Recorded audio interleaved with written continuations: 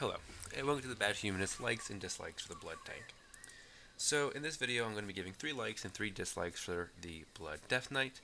Uh, the idea of this video is to give a quick introduction to the things that I think are enjoyable and the things that I think might need a little bit of tuning or change with the Blood Death Knight tank on the BFA Beta.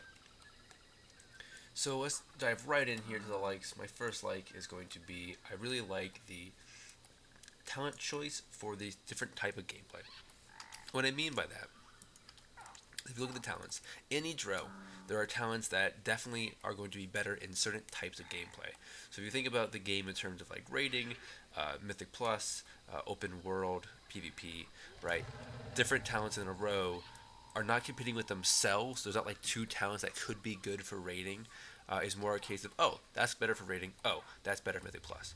And so it really is going to come down to you be able to specialize in blood for the kind of activity you're doing.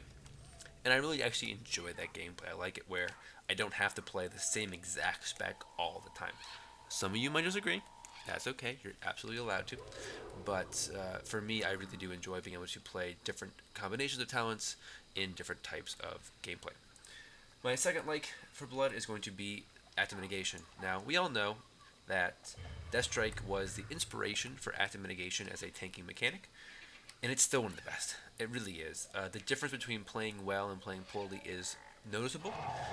Using your Deathstrike properly is important, and it does really add a level of skill to tanking. And I don't want to make that sound as if like I don't think tanking requires skill, because it absolutely does. But it just adds another layer of timing skill that even with gear is important, right? Even when you have more gear, I think you will find that the tanks that are able to manage their RP and use Deathstrike at the appropriate times will end up taking less damage and dying less than the tanks who cannot. Uh, Next, I'm going to say is I do think that Blood is going to have very good, consistent AoE threat. So again, what I mean in this regard is that when you look at the Blood tank and you look at its kind of base ability with things like Blood Plague, Death and Decay, Blood Boil, it has very good kind of like relatively consistent threat there. You know, Blood Boil is a very quick cooldown with a 2 charge system. Again, Death and Decay is a relatively short cooldown that can be reset by hitting targets with Blood Plague. Blood Plague again is a constant tick damage, and then you add in the talents like Bone Storm, uh, Consumption, your even rapid decomposition, um, Heartbreaker. There we go. All of these help modify and just make that much stronger your ability to maintain constant AoE threat. Now I know there's a lot of talk going on because of the threat nerf.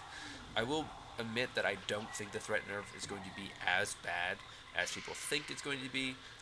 Again, tanks are doing enough DPS to where in most situations they're not going to be a problem. Yes, if there is a ad that you're not paying a lot of attention to and a DPS single targets it and goes to town, you probably will lose threat. Yes, that will probably happen. However, in most situations, it's not going to be a problem, except for high level Mythic Plus, probably, especially if they still keep the skittish modifier, which they might not. But if they do, yeah, sure, that can definitely matter. And in that situation, Blood's going to be, I think, well prepared. I think that things like Heartbreaker in particular, as well as Bone Storm, are going to be very, very, very useful for AoE threat management. So again, that's definitely going to be, I think, a pro in the cap of the Blood tank. On the dislike side, my first dislike is actually the kind of the other side of the coin to my first like, and that's it's punishing if played poorly. If you play this spec poorly, if you do not use your cooldowns properly, if you do not use your active mitigation properly, if you do not manage your runic power properly, if you play it like a DPS spec, you will suffer. You will not be as tough and as survivable as a tank that is playing a tank properly.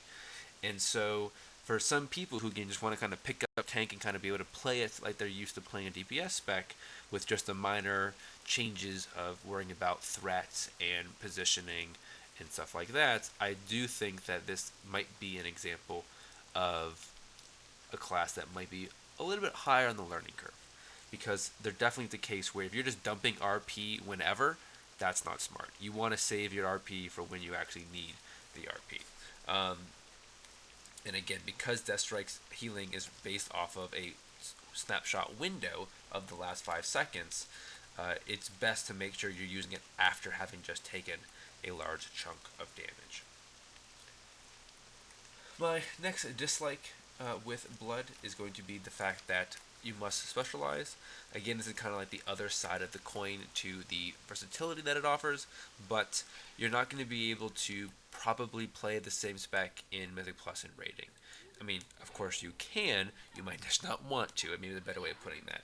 So, forcing you to kind of switch back and forth, some people might not like. Some people might not like having to manage and remembering to always switch back and forth depending on the situation. I, like I said before, enjoy it, have no problem with it. Others might not. Personal preference thing. But if you're one who would prefer to be able to play a single spec in a single talent setup throughout all types of different kind of encounters, that might be another dislike you have for Blood as well. My final dislike is movement speed. So this was the biggest kind of knock on Blood from the very beginning of Legion, was its relatively poor movement speed in reference to the other tanks, and it's still bad. You can talent into Wraith Walk. I would also argue that Death Grip for a tank kind of helps movement. The idea that instead of having to go to the target to help your threat, you can Death Grip as well. I think that could be a way. Contending Grasp as well is another thing to where pulling mobs to you. Again, it's not the same thing as movement. I'm well aware, but I think that in practical gameplay, it can take the place of having a more mobile class, like a demon hunter that can jump around place to place. That's great. Death Knight just grabs it to you.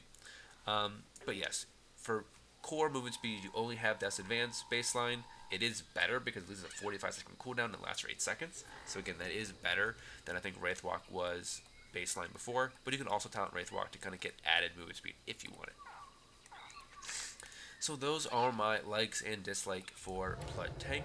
If you want a more in-depth look into Blood, go ahead and please watch my video. You'll see a link up in the top right corner where I spend a good amount of time diving into the ins and the outs of all the talents and the abilities. So again, if you want more, please go there. If you like what I have just put out, give me a like. If you disliked it, give me a dislike. If you want to see more content like this or more in-depth guide-style videos for each class on the beta, please go ahead and subscribe. I'm putting out about a video a day. I will eventually cover every single class on the beta at least once, if not twice, hopefully. So again, be looking forward to those. Thank you very, very much for watching this video, and I hope to see you in my future videos.